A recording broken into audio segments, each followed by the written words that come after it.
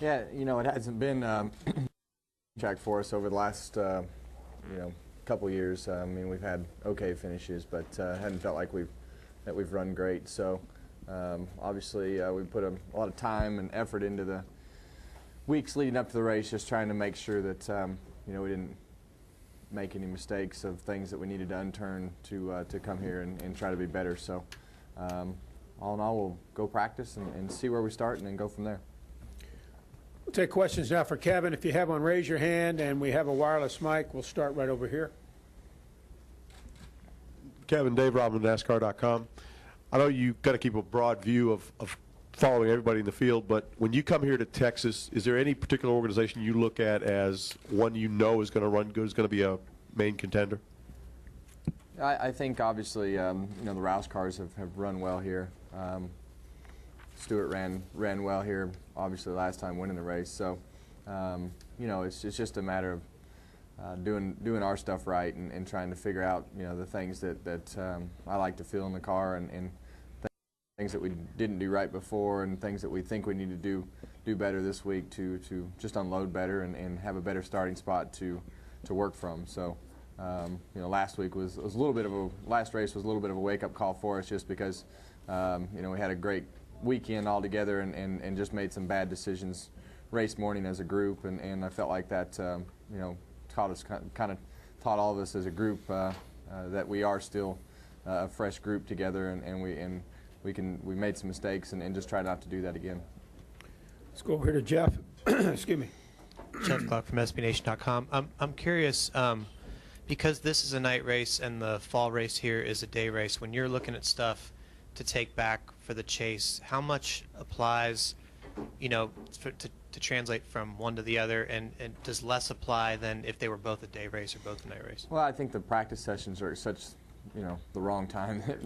Probably a lot more in practice applies, and we're going to kind of be in a position where you have to kind of go off of previous history as to what you think you need to do to your car to guess at what the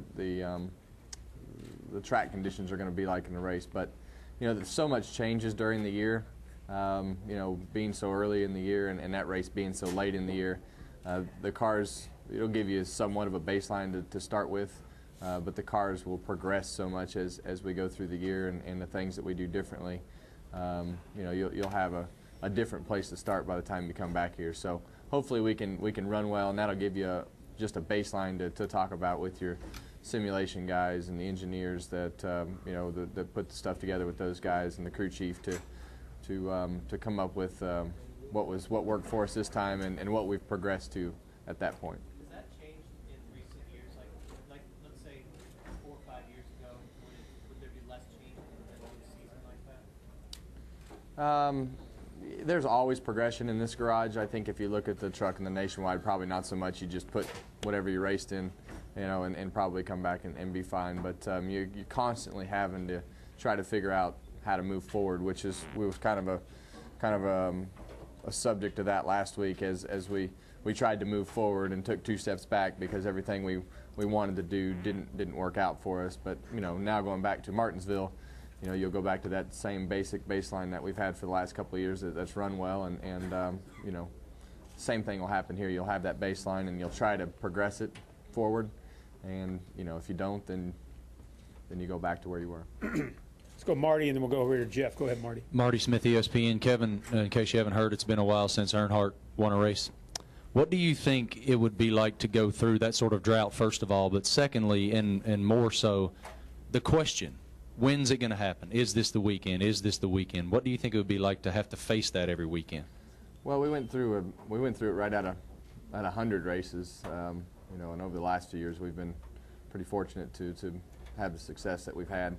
But just to live in his shoes on a daily or weekly basis and answer some of the goofy ass questions you guys asking is one thing in itself. But to have to answer those questions and have to constantly live up with them, and he's running good. I mean, that's the good thing about it is you don't have to answer him near as you don't have to dodge him near as much as you did before. And now that you're running in the top 5 every week and leading laps and doing the things you do, it's just it's just a matter of all the stuff falling together. So But the pressure that the sport puts on him in general, whether he's running good or bad, and the first thing you guys will ask him after he wins a race is, when are you going to win a championship? So it's like the never-ending battle for him. I feel sorry for him sometimes.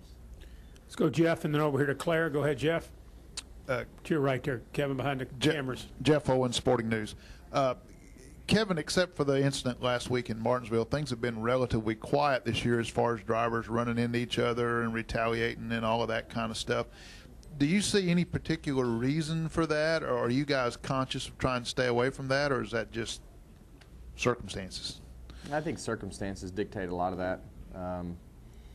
It's just, I think if you look back, I mean, the second race last year at Martinsville was just a complete demolition derby. So I'm sure everybody's trying to get off on the right foot, and you're trying to get yourself positioned as teams and organizations to get yourself in position to race, to get into the chase and try to win races. So you need as few enemies as possible at this point. Go ahead, Claire, to your far right, Kevin. Kevin, I have two questions. Claire B. Lang, Sirius XM NASCAR Radio, one for myself and one for Steve Richards, who had to leave. The first one is about the intensity, all this publicity about how you're more relaxed and you're laid back, and now that you're not running the other team. But at some point, I would think that the intensity of Kevin Harvick, with the extra time, will jump in, and you'll start maybe being more intense about not being at the top of the pack. Do you think that will happen? Do you think that this whole laid back, because you're a pretty hardcore racer, will jump in and all of a sudden you'll be maybe more intense about it than you have been? Well, I think, we sat down at the beginning of the year and just tried to figure out how we were going to progress more productively.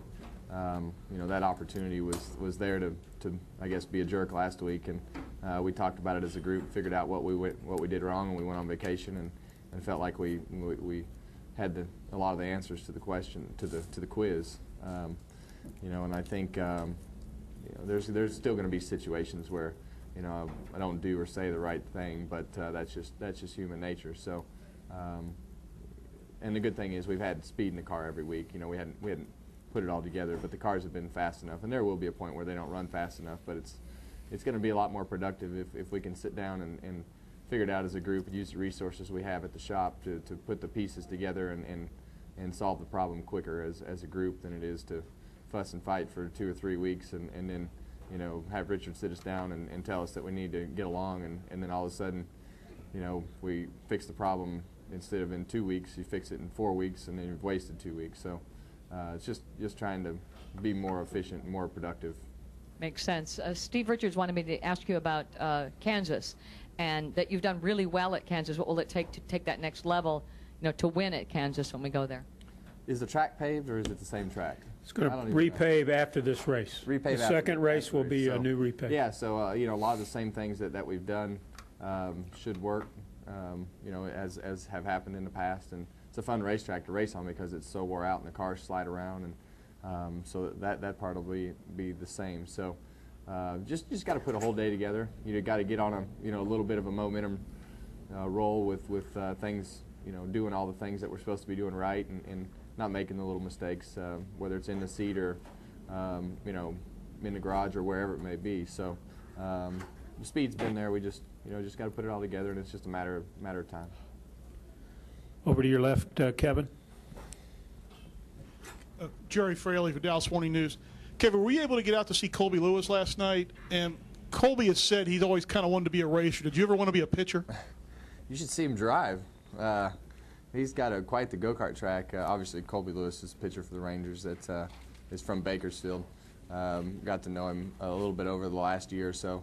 But yeah, he has a hell of a dirt track at his house that's probably a little bit braver than I am as to how close the back straightaway wall is to the back brick wall that he has at his house. But yeah, he's into racing. Those guys are a lot bigger than I am, so they can throw a lot harder. So that was never something that was in the cards for me. Right there, Seth. Seth Livingstone, USA Today. Kevin, obviously racing is returning to Rockingham. You're entwined with history there. Just wanted to get your thoughts on being so entwined with that history and the fact that the sport is returning to that site. Yeah, obviously for me that was a weekend of strange things and new beginnings, and a lot of mixed emotions that went into that particular weekend. You know, it's great that the track is still around and the trucks are going back. You know, myself, I never had a lot of success there. We didn't race, but I think a couple of years there. So, you know, it's good to see an older track get a date, and hopefully, you know, you'll see that kind of see a couple more of them maybe come back as we go down the road. So those historic racetracks mean a lot to the sport, in my opinion. Time for maybe one more question for Kevin. Anyone? Bob has one over here.